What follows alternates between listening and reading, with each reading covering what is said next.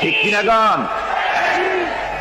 অহংকারী আর স্বৈরাচার যারা হয় আল্লাহ পাক এভাবে তাদের দৃষ্টান্ত দেখিয়ে দেন। আমরা কত দেখলাম, 9 বছরের রাজা 10 বছরের সাজা। পৃথিবীর মুখে যারা অহংকার করে, যারা স্বৈরাচার হয়, আল্লাহর আইনকে যারা বৃদ্ধাঙ্গুষ্টি প্রদর্শন করে, আল্লাহ পাক তাদের জমিনেও দেখান। এখানে চূড়ান্ত ফয়সালা আল্লাহ করেন না, আসল ফয়সালার জায়গা তো আছেই, তবে এখানে নমুনা দেখায় দেন।